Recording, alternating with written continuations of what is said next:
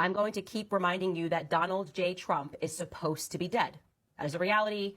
There was a plan put in place to make all of America watch live as their favorite former president, who is running for re-election, was shot on stage in Butler, Pennsylvania.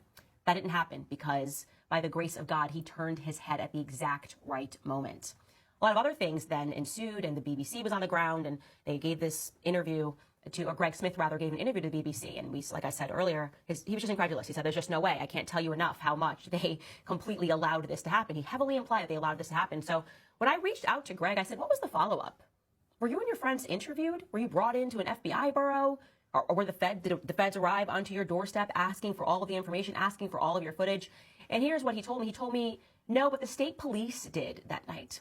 He said that night he sat in a police cruiser for hours and gave his testimony about what exactly it is that he saw. He said he even drew them a map. Physically, he drew a map as he was in the car. Here's where the shooter was. Here's where this was, blah, blah, blah, blah, blah.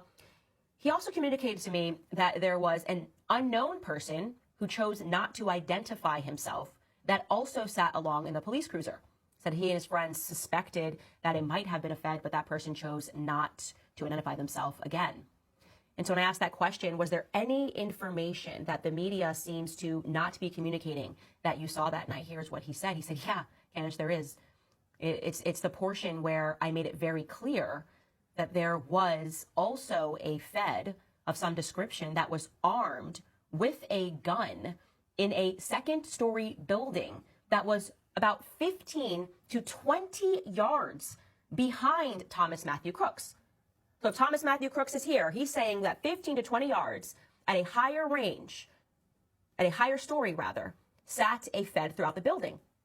And he actually sent me this diagram I'm about to show you so that I could see what he was talking about. I said, I can't believe this. I can't believe I've heard stories about a second-story building that there may have been some Feds. It has not been clear to me that this was just 15 to 20 yards behind Matthew Thomas Crooks, right? So take a look at this. Take a look at this diagram that I'm showing you right now. You can see, and he is pointing, those are the two windows where the Feds, he is alleging, a Fed, one singular Fed, was in that window, and he very much, as you can see, would have had access to the assassin, the would-be assassin, rather. So what happened here? I said, how are you certain that that person was in fact a Fed? He said, well, because me and my friends, while we were drinking, we were looking up and we were going, oh, hey, it makes sense that this Fed is in the building.